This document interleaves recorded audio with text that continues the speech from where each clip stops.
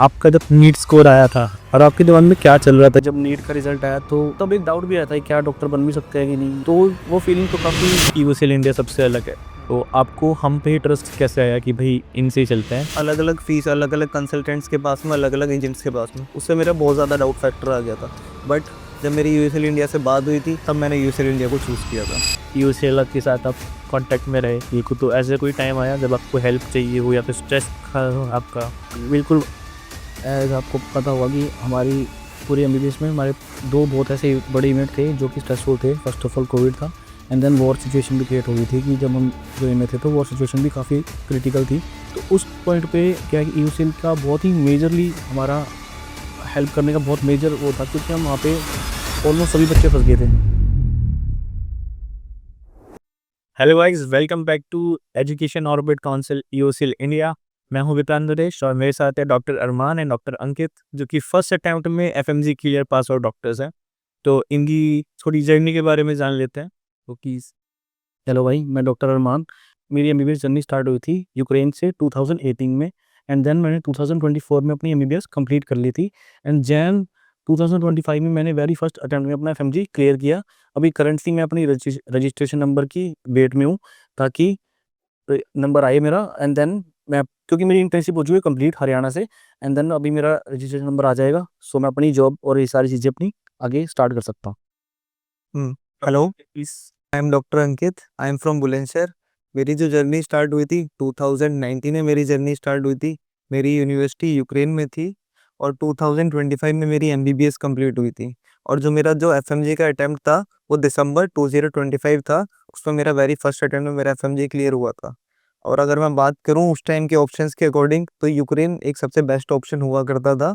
But war के according, को situation की वजह से अभी तो वो ऑप्शन नहीं है। अभी के अकॉर्डिंग सबसे बेस्ट ऑप्शन हमारा रशिया रहता है। तो अब आप डॉक्टर बन चुके हो। बिल्कुल जी। डॉक्टर बनने की फीलिंग कैसी आती है कि नाम का आगे डॉक्टर लगा हुआ है? बिल्कुल, डॉक्टर बनने के बाद एक बहुत ही कॉन्फिडेंट फीलिंग है, एक बहुत ही प्राउड फीलिंग है, जो कि हम हमारे पेरेंट्स की नज़रों में देख सकते हैं कि जब वो हमें इंट्रोड्यूस करवाते हैं हमारा बच्चा डॉक्टर है, उससे अच्छी कोई फीलिंग है ही नहीं, जो मैं समझ पा रहा हूँ। क्योंकि मेरे साथ-साथ उनका बहुत बड़ा सपना था ये, कि हमारा बच्चा डॉक्टर बनेगा, बहुत सारी चीज़ों को आगे लेके जाएगा। फैमिली का ये कि ड्रीम होता है बिल्कुल, कि हमारा बिल्कुल। बच्चा डॉक्टर जब हमारा ड्रीम हमारी फैमिली भी जी रही होती है और वो देखते हैं कि ये कंप्लीट हो चुका है, तो अब वो फिलहाल काफ़ी रिलैक्स रहते हैं, काफ़ी सेटल हैं। मैं भी अपनी लाइफ़ स्टार्ट कर रहा हूँ, अपनी जर्नी स्टार्ट कर रहा हूँ, तो बहुत ही अच्छी फीलिंग है ये। और आप? मेरे लिए बहुत स्पेशल फीलिंग है। बचपन से लेके अभी तक मैं एक डॉक्टर बनने का सपना देखता था, जो कि मेरा पूरा हो चुका है। जब मेरे पेरेंट्स भी मेरे को एज अ डॉक्टर अंकित करके बात करते हैं, तो मेरे लिए बहुत अच्छी फीलिंग होती है उस टाइम पे। और अगर आप अपनी एमबीबीएस जर्नी को एक छोटे से शॉर्ट नोट में डिस्क्राइब करना चाहोगे तो प्लीज़। ठीक है, एमबीबीएस जर्नी मैं ये नहीं कहूँगा कि बहुत ही आसान थी, बट मैं ये कहूँगा कि वर्थ इट ज़रूर थी। स्टार्टिंग में जब मैं डिसीजन ले रहा था और उसके बाद जब तक एमबीबीएस कंप्लीट होगी, उसमें बहुत सारे उतार-चढ़ाव बिल्कुल हर एक आम इंसान को आते हैं, मुझे भी आए थे। बट मैं ये कहूँगा इन द एंड सब कुछ वर्थ इट था, और इससे मेरा कॉन्फिडेंस बहुत बूस्ट हुआ, और मेरे अंदर सेल्फ कॉन्फिडेंस की वही जो मैं बात कर रहा हूँ कि इन सभी चीज़ों का बहुत ज़्यादा इंप्रूवमेंट हुई। तो यही कहूँगा कि आसान नहीं थी, पर वर्थ इट थी। जब मेरी एमबीबीएस जर्नी स्टार्ट हुई थी 2019 में स्टार्ट हुई थी। मेरी 12th भी 2019 में ही हुई थी। उस टाइम पे मेरी एज भी काफ़ी कम थी। मेरा और भी काफ़ी सारे प्लान्स थे। लाइक मैंने ड्रॉप लेने का सोचा था। फिर ड्रॉप की जगह फिर मैंने एट द एंड डिसीजन आते आते मेरा एमबीबीएस अब्रॉड का डिसीजन बना था। स्टार्टिंग में मेरे को काफ़ी स्ट्रगल भी करना पड़ा था। स्टार्टिंग में जाके मेरा मन भी नहीं लगता था उधर काफ़ी ज़्यादा, क्योंकि मैं कभी घर से निकला ही नहीं था 12th से पहले। ठीक है, तो फिर जब 5 से 6 मंथ बाद मेरी चीज़ें अच्छी सेटल हुई, उधर मेरे फ्रेंड भी बहुत अच्छे बने, तब जाके चीज़ें सेटल होनी स्टार्ट हो गई थी। और पूरी जर्नी में आपके बहुत सारे अप्स एंड डाउन्स भी आते हैं। आपको पढ़ाई का स्ट्रेस भी बहुत ज़्यादा रहता है। हमें बहुत ज़्यादा स्ट्रेस रहता था हमारी यूनिवर्सिटी की तरफ से, क्योंकि हमारे एग्जाम्स होते थे उस टाइम पे, तो सभी पढ़ रहे होते थे और बहुत ज़्यादा स्ट्रेस में भी रहते थे। तो वो सारे अप्स एंड डाउन्स आते हैं और वो सारे हैंडल करने भी थे हमें। तो जो डॉक्टर बनने का ड्रीम होता है, सपना होता है, वो कब स्टार्ट हुआ? अगर मैं मेरी केस में बात करूँ, तो मैं बताऊँ कि मेरी मम्मी जो है नर्सिंग ऑफिसर है, तो स्टार्टिंग में हम भी उनके कैंपस कैंपस में रहते, गवर्नमेंट जॉब थी। तो मेरा खुद का उठना बैठना डॉक्टर्स के बीच में आना जाना लगा रहता था। तो स्टार्टिंग में मम्मी जी ने भी जब देखा कि डॉक्टर लाइफ क्या है, क्या रिस्पेक्ट है, क्या एजुकेशन लेवल है, क्या किस लेवल की चीज़ें एक डॉक्टर देखते हैं, तो बेसिकली उनका बहुत बड़ा सपना था कि मैं मेरे बच्चे को डॉक्टर बनाना चाहती हूँ। देन आफ्टर 10th मैं सीकर चला गया। वहाँ पे मैंने अपनी 11th-12th की कोचिंग भी करी, बट अनफॉर्चुनेटली इंडिया में गवर्नमेंट कॉलेज मिलना थोड़ा मेरे लिए मुश्किल था।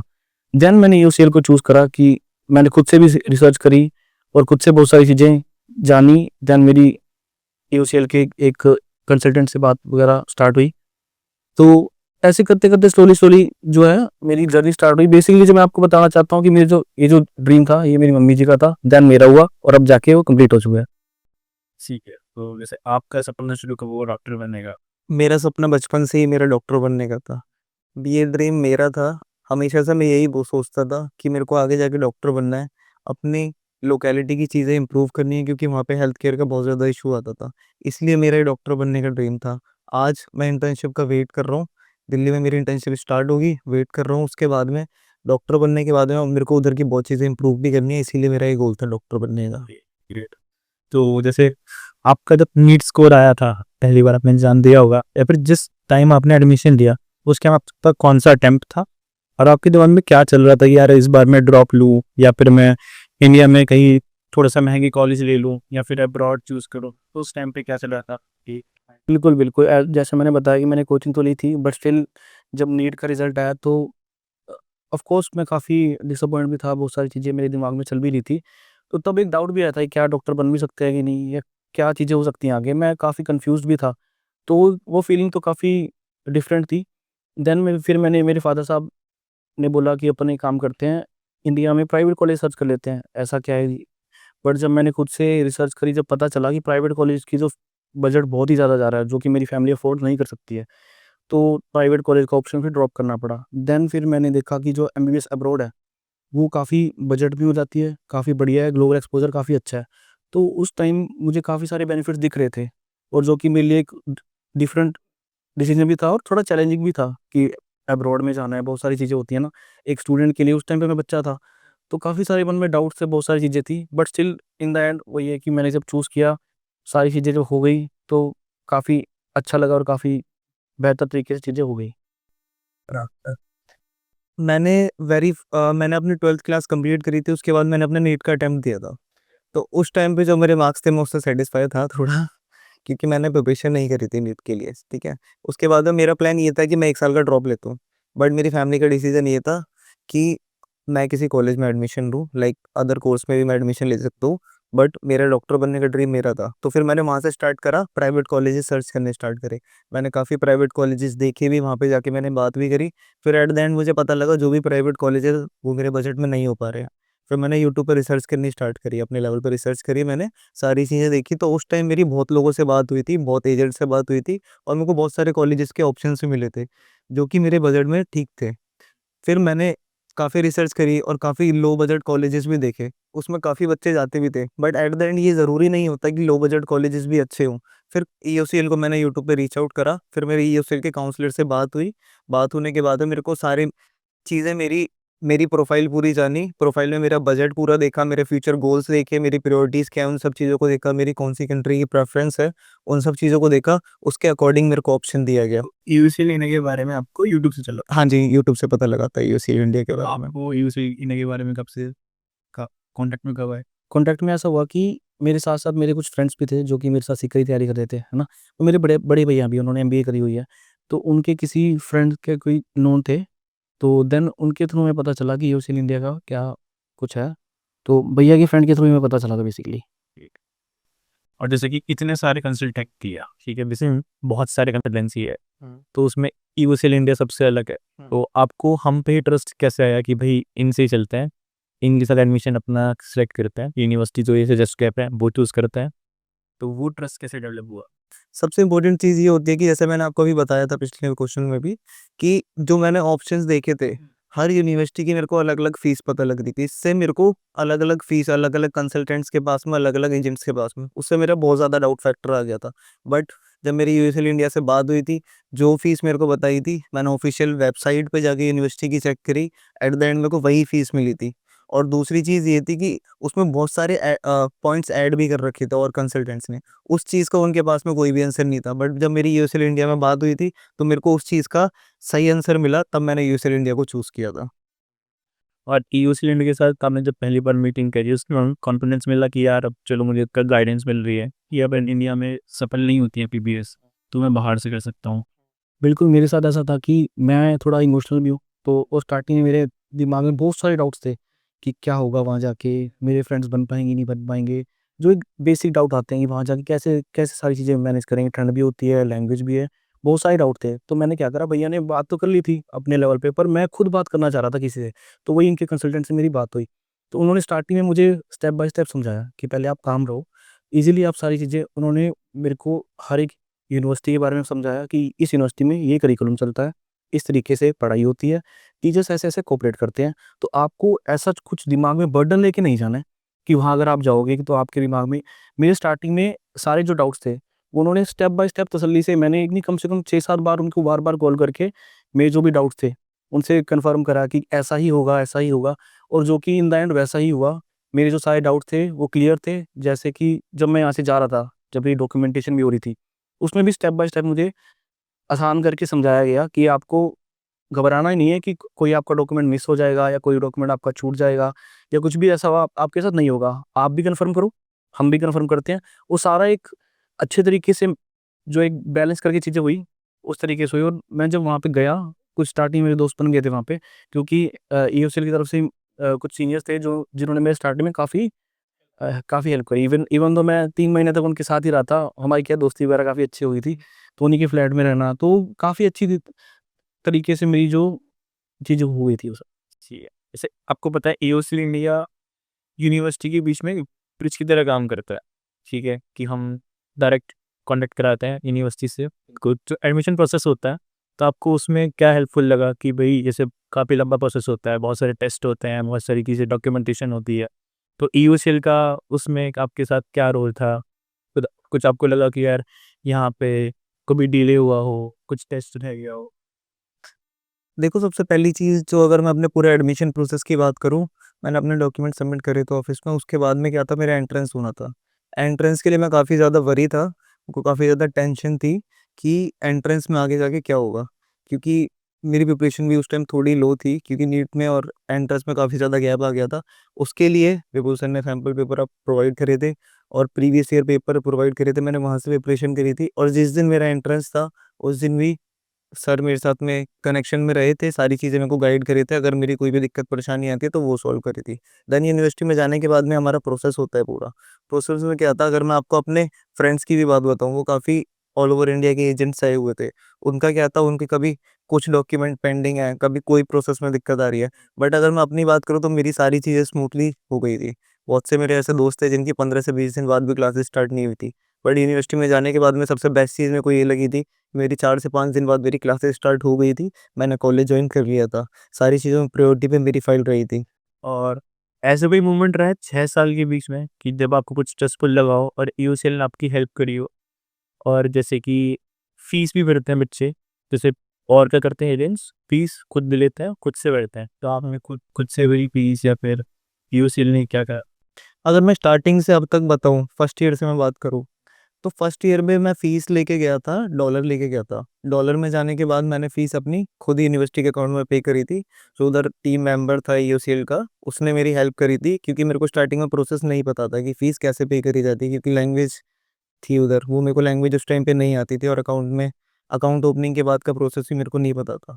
तो फ़ीस हेल्प पे करने में मेरी टीम मेंबर ने हेल्प करी थी। नेक्स्ट सेमेस्टर से, सेकंड सेमेस्टर से अपनी फ़ीस मैंने खुद पे करी थी।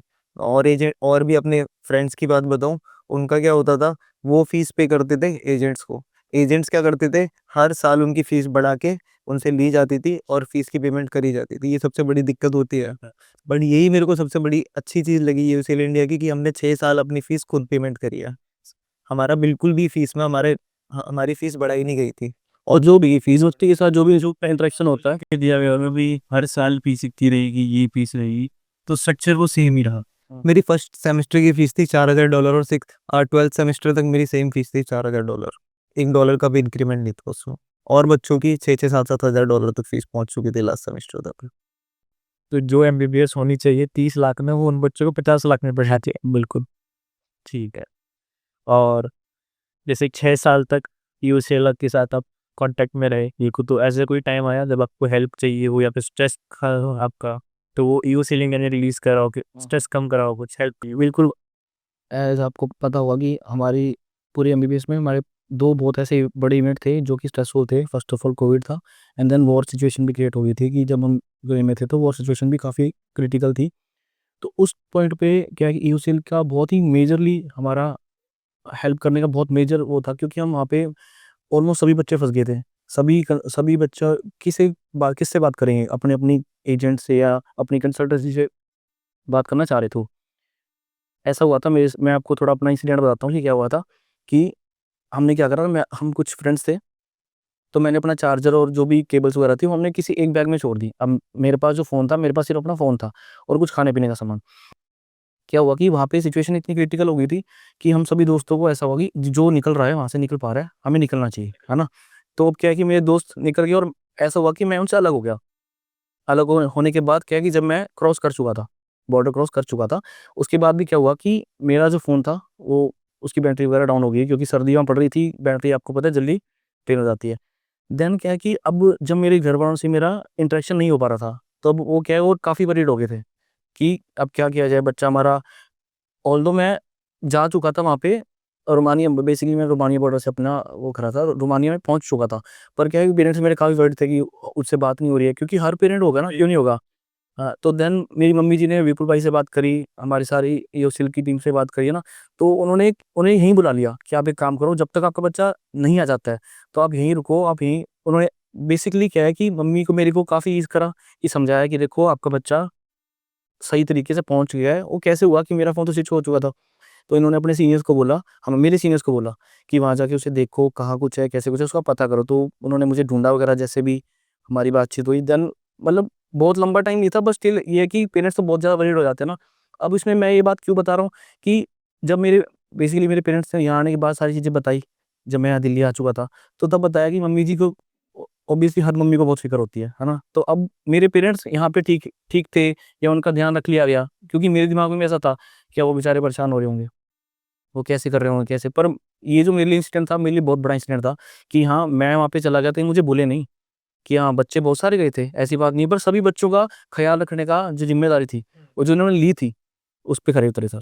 तो मेरे लिए वो यूएसएल का बोलता भी है कि यूएसएल ने सिर्फ को एडमिशन के लिए नहीं है, मेरे रिस्पांसिबिलिटी लेता है ऐसा। बिल्कुल, वॉर से बड़ी सिचुएशन क्या ही हो सकती है ना? तो उस सिचुएशन में समझा लिया, तो सबसे बड़ी बात थी वो मेरे लिए। और एक और पॉइंट था, जो मेरा इंसिडेंस था, जब कोविड का टाइम आया था तो क्वारंटीन हो गया था। सारी शॉप्स बंद थी, सारे शॉपिंग मॉल बंद थे स्टार्टिंग के टाइम में, स्टार्टिंग के 1 मंथ में, ठीक है? उस टाइम पे क्या हुआ था कि सब मेरे फ्रेंड्स थे, उन्होंने तो शॉपिंग वगैरह कर ली थी, बट मैं थोड़ा लेट हो गया था उस टाइम पे। सारे शॉपिंग मॉल बंद थे, तो मैंने भैया को रीच आउट करा था। भैया ने पूरी मेरी शॉपिंग वगैरह सारी चीज़ें मेरी हॉस्टल में ही अरेंज करवाई थी। जितना भी फूड है वो मेरा अवेलेबल हुआ था और मेरे को कोई दिक्कत परेशानी वहाँ पे नहीं हुई थी, और ये मेरे लिए बहुत बड़ी चीज़ थी उस टाइम पे, जब कोई साथ में नहीं था, जब मेरा भैया ने साथ दिया था। तो जैसे अगर अब आज आप सुनते हो यूएसएल इंडिया का नाम, या फिर किसी से पे सुनते हो कि भाई मैं एडमिशन इनके थ्रू ले रहा हूँ, तो आपके दिमाग में क्या चीज़ आती है उससे पहले? मैं यही कहना चाहूँगा कि अगर कोई पेरेंट अपना बच्चा ईओसीएल के थ्रू अपना काम कराना चाहे, मैं सिंपल शब्दों में बताना चाहूँगा कि आप बेफ़िक्र होकर ट्रस्ट कर सकते हो, क्योंकि यहाँ पे ऐसा नहीं है कि आपको बताया कुछ गया, हुआ कुछ हो रहा है। जैसे भाई ने बताया कि वहाँ पे ऐसे बहुत सारे बच्चे थे, जो कि चेन सिस्टम से आए थे, कि किसी एजेंट के थ्रू दे दिया, किसी एजेंट के थ्रू, जो वहाँ पहुँचे उन्हें पता ही नहीं है कि यूनिवर्सिटी के अंदर ऑफ़िशियल कॉन्ट्रैक्टर कौन है, ऑफ़िशियल कौन यूनिवर्सिटी से डील कर रहा है। हमारी यूनिवर्सिटी में कुछ भी अगर चीज़ें हो रही हैं, तो बच्चों का डायरेक्ट यूनिवर्सिटी के अंदर कॉन्टैक्ट करना पड़ रहा है, उनके पीछे उनका बैक एंड सपोर्ट कुछ भी नहीं रहा है ना? तो मैं तो यही कहना चाहूँगा पेरेंट्स को भी कि अगर आप जाना चाह रहे हो, ईओसीएल के थ्रू भी जाना चाह रहे हो, किसी के भी थ्रू जाना चाह रहे हो, पहले आप कन्फर्म करो कि क्या ये लोग एक्चुअल में वहाँ पे ऑफ़िशियल चैनल पार्टनर्स हैं कि नहीं है? अगर हैं, तो किस तरीके से सपोर्ट दे रहे हैं बच्चे को? बच्चे की चीज़ों को सुन भी रहे हैं या नहीं सुन रहे हैं? तो मैं बेसिक एडवाइस यही करना चाहूँगा कि आप सारी चीज़ें कन्फर्म करिए, सारी इन्फॉर्मेशन लीजिए, खुद अपने तरीके से कंपेयर कीजिए, ताकि आपको खुद को नॉलेज हो पाए कि हम किनके हाथ अपना बच्चा भेज रहे हैं, कहाँ अपना बच्चा भेज रहे हैं।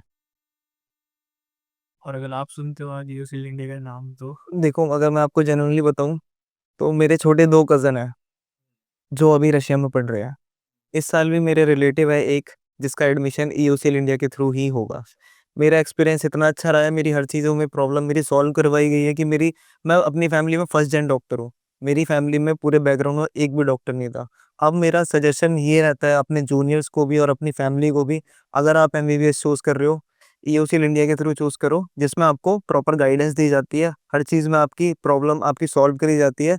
और सबसे बड़ी चीज़ ये है कि 6 साल आपका पूरा ख्याल रखा जाएगा, जो कि मेरे साथ हुआ था।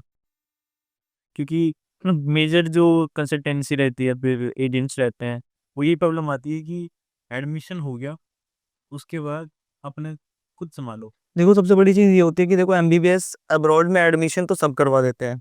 बहुत लोग एजेंट्स हैं, वो भी आपका एमबीबीएस अब्रॉड में एडमिशन करवा देते हैं। बट सबसे बड़ी चीज़ हमें ये देखनी होती है कि फर्स्ट ईयर से 6 साल तक हमारी बहुत सारी स्ट्रगल्स आते हैं, दिक्कत परेशानी आती है। उसमें हमारा साथ कौन देगा? हमें उस चीज़ को देखना होता है। हमारी यूनिवर्सिटी से बहुत प्रॉब्लम आती है, बहुत चीज़ें देखनी पड़ती हैं, उन्हें सॉल्व कौन करवाएगा? उस चीज़ को हमें देखना चाहिए, सिर्फ़ हमें एडमिशन प्रोसेस को ही नहीं देखना चाहिए। ठीक है। और जैसे एमबीबीएस इन अब्रॉड की रियलिटी और जो एक्चुअल में आपने वहाँ पे जिया है, और जो इंडिया में बताते हैं कि अब्रॉड जाओगे तो लैंग्वेज बैरियर आएगा, या फिर वहाँ पे ठंड बहुत ज़्यादा है तो कॉलेज से रूम पे कैसे जाओगे, हॉस्टल लेते जाओगे, तो वो सब कैसा रहा आपको कि एक्चुअल में आपने 6 साल निकाले वहाँ पे, डॉक्टर बन चुके हो आप? बिल्कुल, बिल्कुल। देखो, अगर मैं आपको लैंग्वेज का बताऊँ, तो देखो, स्टार्टिंग में तो लैंग्वेज का इश्यू रहता है, अगर मैं आपको सही-सही बताऊँ, बिल्कुल, ठीक है? बट हमारी फर्स्ट ईयर से, फर्स्ट सेमेस्टर से ही हमारी लैंग्वेज की क्लासेस स्टार्ट हो जाती है, जो हमारी लास्ट सेमेस्टर तक चलती है, 12th सेमेस्टर तक चलती है। तो लैंग्वेज का इश्यू आने वाले स्टार्टिंग के 6 महीने के बाद में हमारा वो सॉल्व हो जाता है। और सबसे बड़ी चीज़ ये होती है कि लैंग्वेज हमारी, जब लोकल से हम इंटरेक्शन करते हैं, वहाँ से हम बहुत ज़्यादा लैंग्वेज सीखते हैं। क्योंकि एट द एंड हमें सर्वाइव तो उधर ही करना है, चीज़ें तो उधर ही करनी है, एफर्ट्स हमारे खुद के रहते हैं। ऐसा नहीं है कि लैंग्वेज सीखना ईज़ी है, बट ऐसा भी नहीं है कि लैंग्वेज सीखना इम्पॉसिबल है, सीखी जाती है। तो आपकी क्लासेस तो इंग्लिश में होती होगी ना? हमारी 6 साल की क्लासेस पूरी इंग्लिश में होती है। सबसे बड़ी चीज़ हमें यही देखनी होती है, बहुत कॉलेजेस में आपकी बाइलिंगुअल भी हो रही है, बट इस टाइम पे हमें ये देखना होता है एनएमसी के अकॉर्डिंग कि हमारी क्लासेस पूरी 6 साल की हो, इंग्लिश में हो। और आपका सबसे डिफिकल्ट फेज़ क्या था 6 साल के दौरान, जब आपने पूरा तो एफएमजी प्रिपरेशन हो या हमें 6 साल में? एफएमजी प्रिपरेशन में बेसिकली आपको बताऊँ, मेरी उतनी टफ नहीं रही, क्योंकि क्या है कि मैंने पहले के 2-3 साल तो मैंने जनरली बताऊँ उतनी पढ़ाई नहीं करी थी। बट मेरे सीनियर्स ने मुझे पहले ही बता दिया था कि देखो, एफएमजी एग्ज़ाम है, अगर सीरियसली नहीं लोगे, अगर डिसिप्लिन के साथ पढ़ाई नहीं करोगे, तो इंडिया जाके बहुत सारी दिक्कतें आनी पड़ेंगी। बहुत सारे बच्चे, आपने सुना भी होगा, बहुत सारे बच्चे क्लियर कर पाते हैं, क्लियर नहीं भी कर पाते हैं। वो वही बच्चे होते हैं जो स्टार्टिंग से सीरियस, उस एग्ज़ाम की सीरियसनेस को नहीं देखते। देखिए, लाइसेंस एग्ज़ाम है ये, है ना? स्क्रीनिंग टेस्ट है, बट स्टिल इसके लिए पढ़ाई तो देखो करनी पड़ती है सर। मैं ये नहीं कहूँगा कि आप यहाँ पे आओगे, 6 महीने की कोचिंग लेके आप एग्ज़ाम क्लियर कर लोगे, नहीं। बहुत सारे चैलेंजेस होते हैं। आपको स्टार्टिंग से अगर आप अपने बेसिक कॉन्सेप्ट स्ट्रॉन्ग रखे हो ना, तो फिर आपके लिए ये एग्ज़ाम बहुत ईज़ी है। फिर आपके लिए कोई बहुत बड़ा एग्ज़ाम नहीं है। तो एफएमजी की प्रिपरेशन आपने किस ईयर से स्टार्ट करी? मैंने बेसिकली 3rd ईयर से स्टार्ट कर दी थी, क्योंकि 3rd ईयर में क्या है, हमारी क्लिनिकल रोटेशन स्टार्ट हो जाती है वहाँ पे, कि हम पेशेंट से इंटरेक्शन स्टार्ट हो जाता है हमारा। हमारे टीचर्स जो हैं वो ज़्यादा मैच्योरली हमें अच्छे से, क्योंकि उन्हें पता है कि अभी बच्चे नहीं रहे, ये सीनियर सुन। अब ये सीनियर्स बन चुके हैं, अब इन्हें हमें सिखाना पड़ेगा अच्छे से। अगर बच्चा डाउट नहीं भी पूछता है, तो टीचर्स का मेन कंसर्न ये रहता है कि इसको थोड़ा-सा हम और ईज़ी तरीके से बता पाएँ, ताकि ये यहाँ से पास आउट होने के बाद आगे जब एक डॉक्टर बनने जाएगा, तो इसे अगर ये खुद नहीं पूछ पा रहा है क्वेश्चन्स, तो एटलीस्ट हमें बता दे। तो मेरा क्या रहता था कि मैं क्या 4 बजे के बाद भी टीचर से कनेक्ट करके रहता था, क्योंकि मैं पढ़ाई करता था। अब पढ़ाई करने के बाद अगर मैंने कोई टॉपिक पढ़ा है और मैंने टीचर से डिस्कस कर लिया, अब टीचर ने बोला कि चलो आओ, तुम्हें इसका केस ही दिखा देते हैं। तो हम वो केस देख लेते थे, तो हमें उसकी और डेप्थ पता चल जाती थी, है ना? तो क्लिनिकल एक्सपोज़र है ना जो, वो मैंने जितना मिलता था उससे भी ज़्यादा उसे छीनने की कोशिश करी कि हाँ, मैं अच्छे से ले लेता हूँ। इसीलिए मुझे लगता है कि अगर मैंने अपना एफएमजी फर्स्ट अटेम्प्ट में क्लियर करा है, तो इन सभी स्टेप बाय स्टेप चीज़ों को अगर एक उसमें डाल के देखूँ, तो इन सब चीज़ों ने मेरी बहुत हेल्प करी है। और आपने कब से स्टार्ट करा? मोस्टली बच्चे ना, मतलब हमारी यूनिवर्सिटी में मोस्टली बच्चों ने 3rd 4th ईयर में एफएमजी की प्रिपरेशन स्टार्ट करते हैं। और अगर मैं आपको एफएमजी की रियलिटी बताऊँ ना, सब स्टूडेंट्स को भी, तो एफएमजी जो एग्ज़ाम है, ये कंसिस्टेंसी एंड डिसिप्लिन माँगता है। अगर आप अपनी पढ़ाई में कंसिस्टेंट हो, ज़रूरी नहीं है आप रोज़ पढ़ पाओगे, कभी-कभार मिस भी हो जाता है, कोई दिक्कत परेशानी की बात नहीं है। बट आपको पूरे टाइम कंसिस्टेंसी से पढ़ना पड़ेगा। मिस हुआ है, नेक्स्ट डे उसे कवर करो। नेक्स्ट डे कवर करने के बाद में उसके क्वेश्चंस भी आपको सॉल्व करने पड़ते हैं। अगर आप 3 से 4 साल आप कंसिस्टेंसी से पढ़ोगे रोज़ 2 से 3 घंटे, आपका वेरी फर्स्ट अटेम्प्ट में एफएमजी क्लियर होगा, रुक ही नहीं सकता है। क्योंकि एफएमजी में भी मोस्टली आपके क्लिनिकल क्वेश्चन आने लगे हैं, आपने ये चीज़ सुनी होगी।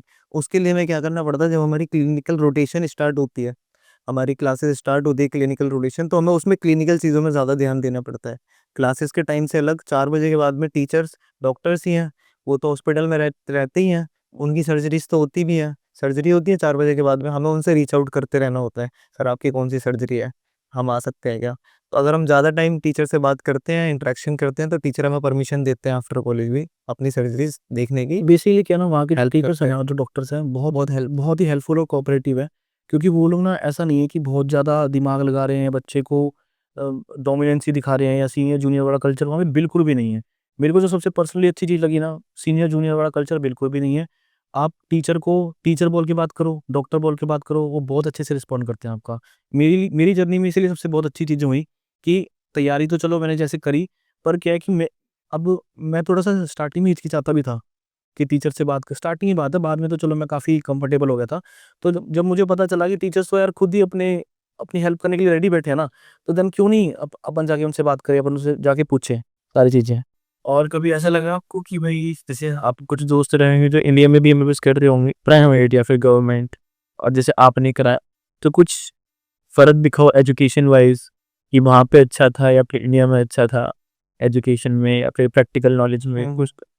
देखो मैं हर गवर्नमेंट कॉलेज की तो बात नहीं करूँगा, बट ऐसे मेरे बहुत फ्रेंड हैं जो गवर्नमेंट कॉलेज में भी है, गाँव देहात में कॉलेजेस हैं उनके, और प्राइवेट में भी बहुत स्टूडेंट हैं। अगर मैं नॉलेज वाइज़ उनसे बात करूँ, उनकी नॉलेज हमसे पीछे रहती है, क्योंकि हमें एफएमजी की प्रिपरेशन करनी पड़ती है, हम उस नॉलेज के लिए हम पढ़ाई करते हैं। बट इंडिया की अगर मैं बात करूँ, आपकी नॉलेज में थोड़ी-सी दिक्कत रहती है, क्योंकि वो बच्चे क्या करते हैं, अगर मैं अपने पर्सनल एक्सपीरियंस की बात करूँ, तो वो बच्चे अपने टीचर से बात करके या फिर उन्हें पैसे वगैरह देके पास हो जाते हैं ग्रेस मार्क पे। बट हमारे साथ में क्या होता था, हमारी 100% अटेंडेंस कंपल्सरी होती थी। 100% कंपल्सरी होती है आपकी। अगर एक दिन की भी आपकी एब्सेंट लगी है, आपको हॉस्पिटल जाना पड़ेगा, आपको उसका मेडिकल बनवाना पड़ेगा। मेडिकल बनवा के आपको 4 बजे के बाद में टीचर के साथ में बैठ के उसका रिवर्क करना पड़ेगा। उस रिवर्क में क्या होता है, टीचर्स उस जो लास्ट टॉपिक आपका मिस हुआ है, उस टॉपिक के आपसे क्वेश्चन पूछते हैं, जिसके लिए आपको पढ़ाई भी करनी पड़ेगी।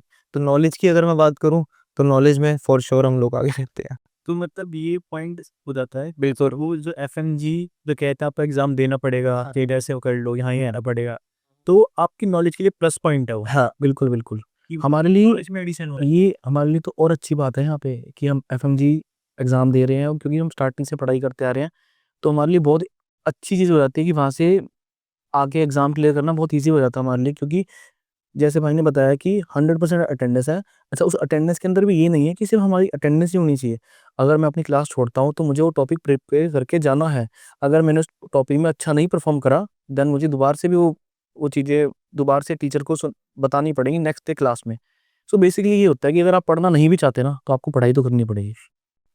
कि जो ये कहते हैं भाई वहाँ जाके पढ़ाई नहीं होती, तो पढ़ाई तो वहाँ होती है, बिल्कुल। पढ़ाई करनी कंपलसरी ही है, बिल्कुल, बिल्कुल।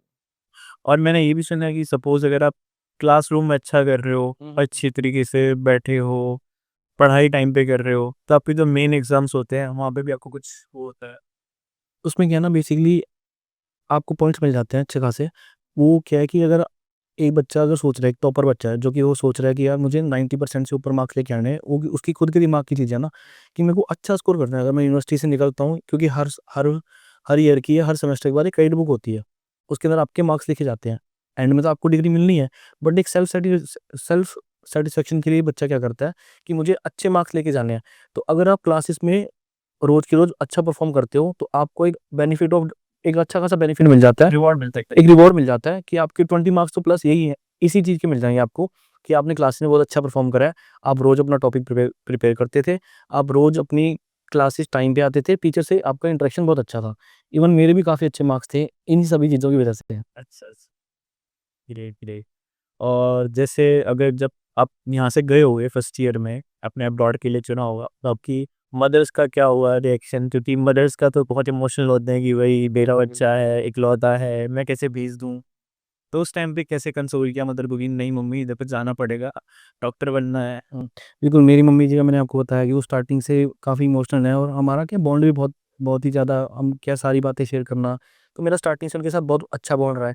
तो इवन तो मैं जब सीकर भी जा रहा था, तब भी वो काफ़ी इमोशनल थे, बट स्टिल अब तो सीकर से तो मैं वापस आ जाता था ना, कुछ 1-2 महीने के बाद उनसे मिलने के लिए आया था। अब ये तो क्या लंबे टाइम के लिए जाना है, तो उन्हें मेंटली काफ़ी प्रिपेयर करने की ज़रूरत थी। जिसमें क्या है कि मैंने विपुल भाई से मैंने पर्सनली बात करी, मैं कहा देखो देखो भाई ऐसा है। अभी तो क्या उनसे मेरी काफ़ी अच्छी बॉन्डिंग है, तो मैं उन्हें भाई बोलता हूँ कि ऐसा है कि मम्मी जी काफ़ी घबरा रहे हैं, काफ़ी चीज़ों को लेके, कि कैसे-कैसे बच्चा मेरा जाएगा वहाँ पे, क्या-क्या इसको चैलेंजेस आएँगे। तो बाकी इमोशनल भी एक वो रहता है कि क्या-क्या चीज़ें हैं। तो देन उन्होंने क्या है, कुछ जो मेरे पुराने सीनियर्स थे, उनके पेरेंट्स से हमारी मीटिंग कराई, जो सिरसा साइड के जो बच्चे थे, उनकी मम्मियों से मेरी मम्मी खुद भी उनसे मिल के आए थे कि कैसे रहता है, आप बाद में आपका मन लग जाता है या आप कैसे बाद में, बच्चा तो देखो चला जाएगा, अब उसके तो अपने चैलेंजेस आगे जाके स्टार्ट हो जाएँगे, वो तो अपनी लाइफ में बिज़ी हो जाएगा। पेरेंट्स तो इंडिया में ही है ना? तो उनकी जो फ़िक्र है, तो यही है कि उन पेरेंट्स से बात करी तो उन्होंने बताया कि देखो स्टार्टिंग में 100% मुश्किल आती है, बच्चे की याद आती है, बच्चे के कमरे में जब जाते हैं तो खालीपन-सा लगता है। पर ये है कि उन पेरेंट्स से बात करके, विपुल भाई से बात करके एक अच्छा डेकोरम बन गया था कि हाँ, अब क्या है, बच्चे को भेज सकते हैं। ऑफ कोर्स मम्मी जी को दिक्कत तो बाद में आई थी, बट अब क्या है कि चलो चीज़ें ठीक है बाद में। अच्छा डॉक्टर बन गया। हाँ, अब तो फॉर श्योर डॉक्टर बन गया था। और आपका क्या रिएक्शन था आपकी मदर का? मेरी मदर भी काफ़ी ज़्यादा वरीड थी उस टाइम पे, क्योंकि हम बच्चे ही थे उस टाइम पे, तो मदर काफ़ी ज़्यादा वरीड थी। तो सेम चीज़ मेरे साथ रही थी कि अ, दिल्ली के बहुत सारे पेरेंट्स से मेरी मदर जब मिली, सारी चीज़ें हुई, विपुल सर ने कॉन्टैक्ट नंबर शेयर किया था उन सब का भी, उनके साथ में मिले, सीनियर्स से मिला मैं, तो सारी चीज़ों की टेंशन वहीं से ख़त्म हो गई थी, क्योंकि और बच्चे भी पहले से पढ़ रहे हैं। तो वहाँ से सारी चीज़ें समझा दी गई थी, और जब ऑफ़िस पे विज़िट करा तो सारी चीज़ों में कंसोल करा गया। तो उस चीज़ से काफ़ी हद तक टेंशन खत्म हो गई थी।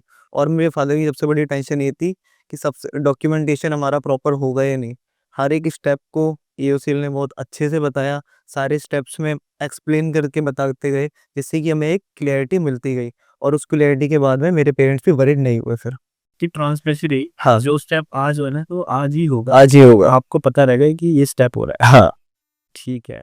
और जैसे अगर ये कोई पॉडकास्ट कोई मम्मी देख रही है किसी पे बच्चे की, तो आप तुम लोग क्या मैसेज देना चाहोगे? तो अपनी तरफ से कि भाई एज अ स्टूडेंट।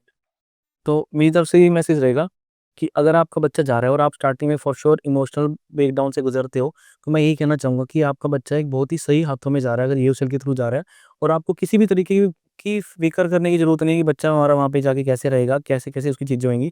क्योंकि स्टार्टिंग से ही बहुत सारे बच्चों पे सीनियर्स का हाथ रहता है, ताकि वो अपने बच्चों को, आपके बच्चों को अच्छे से गाइड कर पाएँ। तो मुझे नहीं लगता कि 1% की आपके बच्चों को दिक्कत है। यहाँ कुछ-कुछ ऊपर-नीचे चैलेंजेस आते रहते हैं, बट सारी चीज़ें मैनेजेबल होती हैं, और बच्चा बाहर जाके बहुत अच्छे से सेटल कर लेता है चीज़ें। तो मेरा तो यही एडवाइस रहेगी कि आपको किसी भी तरीके की फ़िक्र करने की ज़रूरत नहीं है, बस आप तैयार करो अपने बच्चे को कि बाहर जाके कैसे-कैसे सेटल डाउन करना है अपने आप को, उनसे दूर जाके, पेरेंट्स से। और आपको क्या एडवाइस रहेगी? जैसे बहुत सारी जो मदर्स हैं, वो कहती हैं कि यार हम नहीं भेज सकते अपने बच्चे को क्योंकि हमारा मन नहीं लगेगा या फिर हमें याद आएगी, तो उनके लिए आप क्या बोलना चाहेंगे? मेरी एडवाइस ये रहेगी मदर्स के लिए कि अगर एट द एंड आपका गोल यही है कि आपके अपने बच्चे को डॉक्टर बनाना है, सेम सिटी में, सेम शहर में आपको कॉलेज नहीं मिलेगा। अगर आप इंडिया से भी एमबीबीएस करोगे, तो भी आपको इंडिया के दूसरे कोने में जाना पड़ेगा। वहाँ से भी आप सेमेस्टर ब्रेक में ही आते हो। सारी चीज़ें इसी तरीके से होती है जैसे आप अब्रॉड में होती हैं। तो एक ये बहुत अच्छा ऑप्शन है अब्रॉड का, आप उस चीज़ को चूज़ करिए। मैं खुद मिडिल क्लास फैमिली से बिलॉन्ग करता था, जो मैं प्राइवेट को अफोर्ड नहीं कर पाया। मेरा डॉक्टर बनने का ड्रीम पूरा नहीं हो पाता, बट ईओसीएल की हेल्प से एमबीबीएस अब्रॉड में मेरा एडमिशन होके आज मैं इंडिया में डॉक्टर बन चुका हूँ। तो ये बहुत अच्छा ऑप्शन है, आप चूज़ कर सकते हो इस ऑप्शन को। और थोड़ी-सी बात करते हैं ईओसीएल की इम्पैक्ट आपकी लाइफ में क्या रही है? ठीक है। अगर ईओसीएल इंडिया आपके साथ नहीं होता या फिर आपकी लाइफ का हिस्सा नहीं होता, क्या डिफरेंस होता अगर आप एमबीबीएस अब्रॉड ही कर रहे होते? ठीक है। मेरे साथ तो देखो जी, स्टार्टिंग से ही बहुत सारी, मैं इसीलिए आज कॉन्फिडेंटली ये सारी बातें बोल पा रहा हूँ ईओसीएल के बारे में भी, क्योंकि 6 साल हो गए ना, अभी तक तो मेरे साथ अभी तक कनेक्टेड है ना? तो मेरा तो फ़र्ज़ बनता है कि सारी चीज़ें अच्छे से बताने का। और यही बात रहती है वहाँ पे, अगर मैं आपको एक छोटा-सा किस्सा बताता हूँ कि अगर ईओसीएल मेरे साथ नहीं होती, तो उसका क्या इम्पैक्ट पड़ता। बेसिकली क्या है कि जब हम फर्स्ट ईयर में गए, तो आपको एक मैथ्स का छोटा-सा किस्सा बताता हूँ कि मैंने बात करी, मुझे स्टार्टिंग में थोड़ा था कि यार कुकिंग करनी पड़ेगी, बट मैं जैसे 2 साल बाहर रहा था, तो मुझे कुकिंग वगैरह थोड़ी बहुत आ गई थी, तो बेसिक चीज़ें मुझे पता थी। बट ऐसा बहुत सारे बच्चों के साथ ऐसा नहीं होता है ना? तो मेरा तो क्लियर था कि मुझे अगर कुकिंग करनी पड़ी भी, तो मैं वहाँ पे कुकिंग कर सकता हूँ। बट मेरे साथ के ऐसे बच्चे बहुत सारे जिन्हें कुकिंग करनी नहीं भी आती थी, तो उनके लिए ऑप्शन तो थे मेस वाले। बट मैंने यहाँ पे बात करके गया था कि क्या मेरी मेस कंपल्सरी है? क्योंकि मुझे थोड़ा-सा ये रहता है कि खाना पसंद आना, नहीं आना। मैं हर जगह देखा है भाई मेस का खाना तो खराब ही। हाँ, बिल्कुल, बिल्कुल। और मैं वही कहीं न कहीं मैं बताना भी चाहूँगा कि थोड़ी-थोड़ी चीज़ें वहाँ पे रहती भी हैं, है ना? तो मैं जब यहाँ से गया, तो मेरे कुछ साथ के जो दोस्त थे, दोस्त यार मित्र बने वहाँ पे, तो उनके जो एजेंट थे उन्होंने क्या उन्हें 1 साल की कंपल्सरी मेस दे के बेचा था।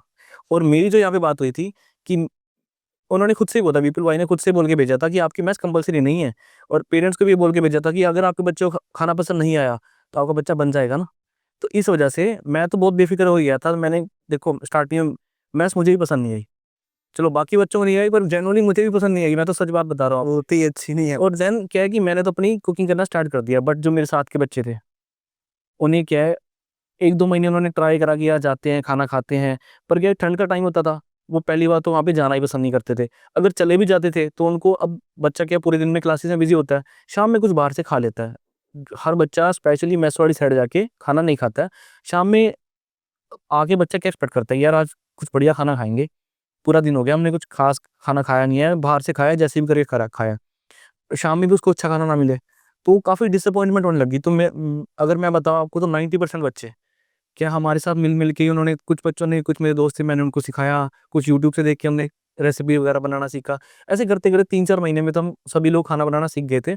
तो अगर ये सीन मेरे साथ नहीं होता, तो शायद मैं भी उसी ट्रैप में फँस जाता कि मैं भी फ मेरे को भी लगता कि यार अब तो खाने के मेस के पैसे पूरे साल के भी दे रखे हैं, ना हम मेस के खाने के लायक रहे और ना हम खुद बनाने लायक रहे। तो ये सब छोटी-छोटी चीज़ें बहुत फ़र्क डालती हैं। और अगर आपकी लाइफ में इनका ड्यूअल नहीं होता, तो कैसे डिफरेंस होती है आपकी ज़िंदगी में? देखो, अगर मैं आपको स्टार्टिंग से बताऊँ तो ये मेस वाला इंसिडेंस जैसे डॉक्टर साहब ने बताया, ये इंसिडेंस मेरे साथ हुआ था। बट मेरे साथ में क्या डिफरेंस था कि मैंने 1 मंथ की मेस कंपल्सरी करी थी। रीज़न ये क्योंकि मेरे को कुकिंग बिल्कुल भी नहीं आती थी। मेरे को एक चाय बनानी तक नहीं आती थी। तो 1 मंथ में जब मेरे को रियलिटी चेक मिल गया कि नहीं, यहाँ तो नहीं हो पाएगा, क्योंकि विंटर्स में रोज़ इवनिंग में 1 किलोमीटर 2 किलोमीटर जाना मेस के लिए मेरे लिए पॉसिबल नहीं हो पा रहा था। तो 1 मंथ के बाद में मैंने मेस नहीं कंटिन्यू करी, मैंने अपनी सेल्फ कुकिंग करी, और जो और एजेंट्स के बच्चे आए हुए थे, उनकी पूरे साल की मेस कंपल्सरी थी। और एक चीज़ मैं आपको पहले ही बताई थी, मैंने आपको याद होगी, फीस वाली चीज़ मैंने आपको बताई थी। मेरी फर्स्ट ईयर से लेके 6th ईयर तक $4000 फीस थी, जो मेरे को काफ़ी अच्छी चीज़ लगती है, और बच्चों की फीस 6000 7000 तक फीस उनकी लास्ट सेमेस्टर तक पहुँच चुकी थी। और कोविड में जो भैया ने हेल्प करी, वो भी मैंने आपको चीज़ बताई थी कि कोविड में बहुत ज़्यादा ख्याल रखा गया। ग्रोसरी वगैरह हमारे को रूम पे ही प्रोवाइड हो जाती थी, क्योंकि क्वारंटीन का टाइम था, तो हम बाहर जा नहीं सकते थे। उसके टाइम में, वॉर के टाइम में हमारी बहुत हेल्प करी थी, बॉर्डर पे पेरेंट्स को थोड़ा-सा कंसोल करा था, सारी चीज़ें बताई थी, अगर हम रीच आउट नहीं कर पा रहे हैं तो पेरेंट्स को रीच आउट करवाया था। तो ये छोटी-छोटी चीज़ें जो आपको 6 साल में ध्यान रखनी होती हैं, तो ईओसीएल इंडिया ने बहुत अच्छे से करी, बहुत अच्छे से हमारी हेल्प करी, और हमें इन्हीं चीज़ों को देखना चाहिए, क्योंकि एडमिशन तो हर कोई करवा देगा, बट 6 साल ध्यान हर कोई नहीं रख पाता है, रिस्पॉन्सिबिलिटी नहीं ले पाता। तो बेसिकली क्या है, हमारे पास कुछ ऐसी बात है ही नहीं जिससे हम बुराई करें। आज हम बैठ के बात भी कर रहे हैं कि नहीं, बुराई भी नहीं, अगर हम बुरा बोलते हैं या कुछ, बहुत सारे बच्चों के साथ ऐसा बुरा हुआ था, तो उनके पास तो बात है ना करने के लिए। अगर हम कुछ ऐसा बोलते हैं, तो वर्थ इट नहीं ना वो चीज़, तो हमारी क्या स्टार्टिंग से लेके आज तक ख्याल रखा गया है। हम वहाँ से आ गए, आज भी विपुल भाई से मिल के आते हैं तो बहुत अच्छा लगता है ना? इतने एक रिलेशन बिल्डअप हो गया है इतने टाइम से। एक इंसिडेंस और था, फर्स्ट ईयर में जब हमारा एडमिशन हुआ था, तो बच्चों से इंडिया में भी पैसे लिए गए थे, जो बोला गया था उससे अलग पैसे और लिए गए थे मेडिकल इंश्योरेंस के नाम पे, जो कि हम यहाँ से पे करके जाते हैं, सारी चीज़ें लिखी हुई होती है। बट जो और एजेंट्स के बच्चे थे, उनसे पैसे लिए गए थे। हमारा जो मेन कॉन्ट्रैक्टर था, इसलिए हमने तो विपुल भाई से बात कर ली थी कि देखो, हमारा तो कुछ है नहीं इस चीज़ में इन्वॉल्वमेंट, तो हमारी वो चीज़ें इंक्लूडेड थी उसमें। तो अगर ईओसीएल से अभी कोई एडमिशन लेना चाहता है, कोई स्टूडेंट, तो आप उसको क्या मैसेज देना चाहोगे? देखो मैं पर्सनली मैसेज ये देना चाहूँगा कि अपने लेवल पे रिसर्च करें, ठीक है? और देखें कि आपको क्या इन्फॉर्मेशन प्रोवाइड करी जा रही है, क्या आप उससे सैटिस्फाई हो रहे हो, नहीं हो? अगर आप मैं यही कहना चाहूँगा कि आप सिर्फ़ व्हाट्सऐप का ब्रोशर देख के या कोई भी ऐसा पेपर पे फीस लिखी हुई देख के ट्रस्ट मत कीजिए। आप ऑफ़िस पे विज़िट करिए, आप विपुल भाई से या जितने भी यहाँ के ईयूसी की टीम है, उनसे बैठ के बात कीजिए। अगर आपको लगता है कि ये सारी चीज़ें अच्छे से बता रहे हैं, अच्छे से एक्सप्लेन कर रहे हैं, तो तभी आप एडमिशन लीजिए, तभी आप, जब आपको लगे कि अब हम मेंटली प्रिपेयर हैं, हमें लग रहा है कि ये बंदे बेच सकते हैं, है ना? तो वो आप खुद रिसर्च करो, इनसे आके बात करो। सारी चीज़ें अगर क्लियरली आपको पता होगी कि क्या-क्या स्टेप हैं, कैसे-कैसे बच्चे वहाँ पे जा सकते हैं। तो मेरे अकॉर्डिंग अगर आप यहाँ पे आते हो, ऑफ़िस वगैरह में भी आते हो या फ़ोन पे भी बात करते हो, आपको बहुत ही प्यार से, बहुत ही सलीके से समझाया जाता है। अगर आपको खुद को नॉलेज नहीं होगी कि क्या यूनिवर्सिटीज़ हैं, कैसे वहाँ पे पढ़ाई होती है, क्या-क्या उनका करिकुलम है, कैसे-कैसे चीज़ें होती हैं, आपको पहले सारी चीज़ें खुद समझनी होंगी, ताकि आप अपने बजट के अकॉर्डिंग, अपने एकेडमिक स्कोर के अकॉर्डिंग, अपनी नीड के स्कोर के अकॉर्डिंग, आप उस अपने अकॉर्डिंग यूनिवर्सिटी सेलेक्ट करें। कर सको, क्योंकि हर यूनिवर्सिटी सभी के लिए सेम नहीं होती है। ये बात आप मानते हो कि सभी के लिए यूनिवर्सिटी सेम नहीं है। कुछ कुछ लोगों का बजट ज़्यादा है, कुछ लोगों को बहुत ज़्यादा ऐसी लाइफ चाहिए कि ये बहुत बड़ी सिटी होनी चाहिए, कुछ लोगों का है कि पास में होनी चाहिए, मॉस्को वगैरह के पास में होनी चाहिए, या फिर अगर आप किर्गिस्तान वगैरह कहीं भी जाते हो तो आपको ये होना चाहिए कैपिटल सिटी के आसपास होनी चाहिए। तो हर किसी रिक्वायरमेंट अलग होती है। तो वो रिक्वायरमेंट क्या है कि यूएसएल में आपकी सुनी जाएगी और आपको आपके अकॉर्डिंग यूनिवर्सिटी सेलेक्ट करके दी जाएगी। मतलब यूनिवर्सिटी आपको बेची नहीं जाएगी, हाँ, डेफिनेटली। सिलेक्ट करी जाएगी हाँ, बिल्कुल सही बात। आपके लिए परफेक्ट यूनिवर्सिटी। बिल्कुल सही बात। हाँ, ये नहीं है कि आपको 4 यूनिवर्सिटी से एग्ज़ाम्पल दे दिए कि हाँ, आपको यूनिवर्सिटी बेच रहे हैं जी, ये आपके लिए बढ़िया है। आपके लिए आपकी प्रेफ़रेंस के अकॉर्डिंग जो यूनिवर्सिटी अच्छी है, आपको वही बताई जाएगी। फिर आप कंपैरिज़न करो ना, उसके बाद आप सेलेक्ट करो। सेलेक्ट तो आपने ही करनी है। मेरा सजेशन इस चीज़ में ये है, अगर हम कोई भी स्टूडेंट कोई भी यूनिवर्सिटी सेलेक्ट करता है, सबसे ज़्यादा ज़रूरी होता है वो उस यूनिवर्सिटी के मेन कॉन्ट्रैक्टर के थ्रू एडमिशन ले। अपने लेवल पे रिसर्च करे, और रिसर्च कभी भी इंस्टाग्राम और यूट्यूब पे नहीं होती है। रिसर्च के लिए आप यूनिवर्सिटी की मेन वेबसाइट खोलो, उसमें आपके सारे कॉन्ट्रैक्टर्स सारी चीज़ें होगी, मेन कॉन्ट्रैक्टर कौन है उस यूनिवर्सिटी का, आप उधर रीच आउट करो, ठीक है?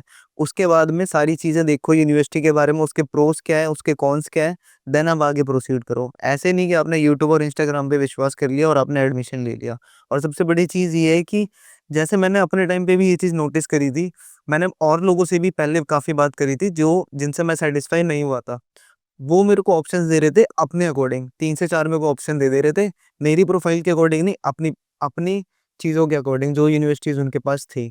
वो ऑप्शंस पे ना ध्यान देके अपनी प्रोफाइल को चेक करवाओ। लाइक ईओसीएल इंडिया में सबसे बेस्ट चीज़ यही होती है, आपकी प्रोफाइल को चेक किया जाता है, आपकी रिक्वायरमेंट देखी जाती है, आपके फ्यूचर गोल्स देखे जाते हैं, आपके बजट देखा जाता है। उसके बाद आपको ऑप्शंस बताए जाते हैं कि आपके लिए कौन-सी यूनिवर्सिटी अच्छी रहेगी, आपके लिए कौन-सी कंट्री अच्छी रहेगी। तो इन सब चीज़ों को ध्यान दो, और ये चीज़ देखो कि आपके 6 साल कौन आपकी हेल्प करेगा। ठीक। तो अब एक छोटा-सा रैपिड फायर राउंड कर लेते हैं। ठीक है, इसमें थोड़ी क्वेश्चंस रहेंगी, फिर कहोगे से एफएमजी 1 वर्ड में आप क्या एक्सप्लेन करना चाहोगे? मैं यही कहना चाहूँगा, स्टडी, डिसिप्लिन और कंसिस्टेंसी के साथ अपनी तैयारी करो। आपके लिए फर्स्ट अटेम्प्ट क्लियर करने का सीक्रेट? Consistency and discipline. एक हैबिट जो हर एमबीबीएस स्टूडेंट को अडॉप्ट करनी चाहिए? डिसिप्लिन, और बिल्कुल डिसिप्लिन है तो एवरीथिंग आपके आप सही टाइम पे उठ रहे हो, सही टाइम पे आप अपनी चीज़ें कर रहे हो। डिसिप्लिन और अच्छी हैबिट्स और गुड फिज़िक भी। अपनी हेल्थ आपके लिए बहुत अच्छी होनी चाहिए। और एक मिथ जो आप तोड़ना चाहोगे एमबीबीएस अब्रॉड के बारे में, जो भी हो, कि भी जो बहुत सारे मिथ होती है कि वहाँ पे अच्छे से पढ़ाई नहीं होती है, कुछ भी? MBBS abroad is not easy. आपको बहुत सारी चीज़ें देखनी भी पड़ेगी, आपके स्ट्रगल्स भी आएँगे। बट इस चीज़ की आपको मैं मिथ तो ख़त्म कर सकता हूँ कि पढ़ाई उधर अच्छी होती है, इसीलिए एमबीबीएस अब्रॉड ईज़ी नहीं है। पढ़ाई आपको उधर करनी पड़ेगी, हार्ड वर्क आपको करना पड़ेगा, हार्ड वर्क के साथ में आपको स्मार्ट वर्क करना पड़ेगा, तब आप एमबीबीएस अब्रॉड को कंप्लीट करते हो। ऐसा नहीं है कि सिर्फ़ आप ये सोच के जाओ कि एमबीबीएस अब्रॉड ईज़ी है और आप उधर जाके मेहनत ना करो, चीज़ें स्मूथली चलेगी। बट आपको उसके साथ में आपको हार्ड वर्क करना पड़ेगा, स्मार्ट वर्क करना पड़ेगा, तब जाके आपकी एमबीबीएस अब्रॉड कंप्लीट होती है। तो ये मेरे मिथ, ख्याल से तो एमबीबीएस ही हार्ड होती है। Hard work plus smart work, definitely both. MBBS ही हार्ड होती है। ऐसा कुछ शॉर्टकट है नहीं है। नहीं शॉर्टकट। आप बाहर जाके आप शॉर्टकट नहीं ले रहे हो। आपको पढ़ाई तो करनी ही करनी है। ये तो बस बजट और बहुत सारी चीज़ों का चीज़ें आती हैं। सबसे बड़ी चीज़ ये देखो ना, आप इंडिया में जो 19 सब्जेक्ट पढ़ाए जाते हैं, सेम 19 सब्जेक्ट हम वहाँ पे पढ़ते हैं। उसी आपको उन तरीके 19 से सब्जेक्ट को पढ़ना पड़ेगा, सेम करिकुलम होता है, मेहनत आपको उतनी ही करनी पड़ेगी। बस फ़र्क ये होता है कि यहाँ पे कुछ सब्जेक्ट फर्स्ट ईयर में पढ़ा दिए, तो कुछ सब्जेक्ट सेकंड ईयर में, बस डिफरेंस ये होता है टाइम पीरियड का, और कुछ डिफरेंस नहीं होता है। तो यूएसएल इंडिया के लिए अगर आप 3 वर्ड्स कहना चाहें तो क्या कहेंगे? सबसे पहली चीज़ trust, transparency and transforming life. Like एक स्टूडेंट को, 12th पास स्टूडेंट को डॉक्टर बनाने का गोल पूरा करती है यूएसएल इंडिया। और आपके हिसाब से? मैं यही कहना चाहूँगा कि कनेक्शन बहुत ज़रूरी है। ये सब चीज़ें आपके लिए बहुत इंपॉर्टेंट है। ट्रस्ट भी है, ट्रांसपेरेंसी भी है, आपको सब कुछ पता भी होना चाहिए। बट एक कनेक्शन पेरेंट्स के साथ और स्टूडेंट के साथ एंड मेजरली यूनिवर्सिटी के साथ, इन सभी के बीच में मेजरली कौन है? यूसीएल ही है। एक बीच में वही है जो आपको सभी चीज़ों से आपके सारे डॉट्स कनेक्ट कर रहा है। तो वो एक बहुत ज़रूरी चीज़ है। तो जिसमें मेरी बहुत आगे हेल्प बहुत हेल्प हुई है, और मैं यही कहना चाहूँगा कि कनेक्शन बहुत ज़रूरी है। तो पॉडकास्ट खत्म करने से पहले एक-एक लाइन सुन लेते हैं। पेरेंट्स या फिर जो फ्यूचर डॉक्टर्स हैं, उनके लिए आप क्या बोलना चाहोगे? ओके। तो ये बेसिकली ये लाइन मेरे जूनियर्स के लिए है जो आगे फ्यूचर डॉक्टर बनने वाले हैं। आप अगर अपना गोल आपका फाइनल है, डॉक्टर बनने का गोल फाइनल है और आपको गवर्नमेंट सीट नहीं मिल पा रही है, तो इंडिया में प्राइवेट सीट्स के ट्रैप में मत पड़ो, अपना इतना ज़्यादा बजट इंक्रीज मत करो, अपने इतने ज़्यादा पैसे आप मत लगाओ। आप एमबीबीएस अब्रॉड का ऑप्शन चूज कर सकते हो। आप एक बहुत कम टाइम में अच्छे डॉक्टर बन के एमबीबीएस अब्रॉड से आके आप इंडिया में प्रैक्टिस कर सकते हो। तो एक बहुत अच्छा ऑप्शन है, आप इस ऑप्शन के लिए जा सकते हो। मैं यही कहना चाहूँगा कि आप बेफ़िक्र होके एमबीबीएस अब्रॉड करने के लिए जा सकते हैं। कोई भी आपको डाउट, परेशानी जो भी होती है, वो आपकी सारी चीज़ें आसानी से क्लियर हो सकती हैं। कोई बड़ी दिक्कत वाली बात नहीं होती है कि अगर आप बाहर से एमबीबीएस करके आ रहे हो, तो आपको बहुत सारी दिक्कतों को फेस करना पड़ेगा। बहुत ही डे टू डे लाइफ़ की बेसिक चीज़ें होती हैं, जो कि हर एक इंसान कर सकता है, और बाहर का लाइफ़स्टाइल और बहुत सारी चीज़ें आप लेके ही आते हो। तो एक लास्ट क्वेश्चन मेरे दिमाग में और आया, ओके, कि कितने अटेम्प्ट बहुत ज़्यादा अटेम्प्ट होते हैं, या फिर एक कि अगला अटेम्प्ट ले लेता हूँ, ये ड्रॉप ले लेता हूँ, ये गैम्बल होता है? बिल्कुल गैम्बल होता है। इवन दो मेरे साथ देखा जाए तो मैंने तैयारी करी थी, बट राइट आफ्टर 12th मैंने और ड्रॉप नहीं लिया। इवन दो मेरे साथ कुछ ऐसे मेरे जानकार भी थे जिन्होंने 5-5 चीज़ें ड्रॉप लिया, क्योंकि क्या है ना, जब आप ड्रॉप ज़्यादा लेते जाते हो, वो बर्डन, वो प्रेशर, वो एज की सारी चीज़ें आपके ऊपर बढ़ती जाती है। इवन तो आपके जो बेसिक कॉन्सेप्ट होते हैं ना, वो भी आपको भारी लगने लगते हैं। गलत कॉन्सेप्ट भी बहुत बार क्या होता है, बहुत सारे बच्चों के दिमाग में जब गलत कॉन्सेप्ट चला जाता है, तो पहले उसे वॉश आउट करना पड़ता है, देन एक सही तरीके से उसको कॉन्सेप्ट को सीखना पड़ता है, और इसमें लग जाता है बहुत ज़्यादा टाइम। यही एक ट्रैप है कि बच्चे बार-बार जब ड्रॉप करते हैं, यही एक तरीका है कि एक रीज़न मैं अगर आपको बताऊँ तो यही है कि बच्चे क्यों नहीं पास कर पाते हैं। इंडिया में सीट सिक्योर क्यों नहीं कर पाते हैं? उन पे प्रेशर बहुत ज़्यादा होता है। वो बार-बार अपना ड्रॉप दे चुके होते हैं और उन्हें कुछ दिख नहीं रहा होता। वो मतलब एक वही कह रहा हूँ कि ट्रैप में फँस जाते हैं कि उन्हें कुछ दिख नहीं रहा होता कि कहाँ जाएँ, क्या करें? बनना डॉक्टर ही है, पर कहाँ से बनना है, कैसे बनना है, उन्हें नहीं पता होता। बस उन्हें एक ही चीज़ पता होती है, हमें नीट का एग्ज़ाम देना है, हमें इसमें जाना है। बस वो इसी रट के पीछे लगे रहते हैं। तो मैं यही कहना चाहूँगा कि एमबीबीएस अब्रॉड एक बहुत अच्छा ऑप्शन है। आप क्यों इस अपना टाइम खराब कर रहे हो यहाँ पे? अगर आपको लग रहा है कि 1 ड्रॉप लग गया, 2 ड्रॉप लग गया, दैट्स ऑल, खत्म करो इन सब चीज़ों को, और आप एमबीबीएस अब्रॉड चूज़ करो और अपनी डॉक्टर की जर्नी को स्टार्ट करो। जितना जल्दी हो सकता है, उतना ही आपके लिए बेहतर रहेगा। यही मेरी फाइनल एडवाइस आपके लिए रहेगी। नीट की रिजल्ट्स भी अनाउंस होने वाले हैं सून, हाँ, बिल्कुल, बिल्कुल। तो उनके लिए best of luck to all. हाँ, उनके लिए मेरा यही रहेगा कि बेस्ट ऑफ लक हो। यस। हुँ, जी गाइस, ठीक है। तो फिर मिलते हैं अगले पॉडकास्ट में जल्दी।